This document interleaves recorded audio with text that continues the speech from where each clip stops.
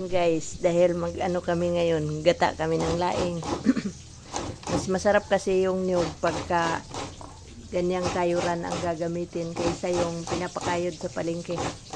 Yung sa palengke kasi parang hindi, kukunti lang yung makukuhang gata sa niyog na ganong ano way ng pagkakayod. So itong aming kayuran mano-mano lang binili lang namin sa online na yan, tapos nilagyan ng kahoy. So anytime mayroon na kaming pwede kaming magano ng niyog. Ito yung niyog guys, binili ko sa palengke yan, 35 ang isa.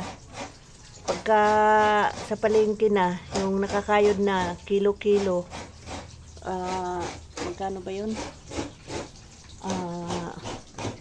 70 isang kilo. Tapos ito yung ano namin ngayon, isa sa ano namin ngayon, daing na bangos. Ayan. Tapos doon lang kami nagpiprito guys, yan sa uling na yan.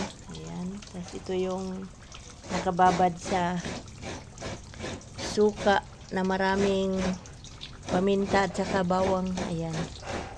So ito yung isa sa ulam na ibibinta ko ngayon. Ayan, budburan ko pa ng paminta ulit yan.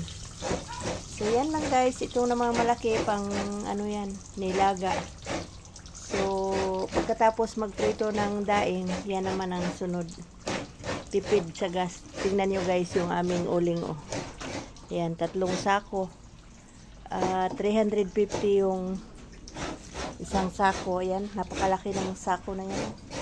Marami kaming gas, kaso lang sobrang mahal kasi ng gas ngayon, kaya uling muna. Ginagamit din naman namin yung kalan namin. Ayan dami namin kalan, mayroon pa dun. Okay.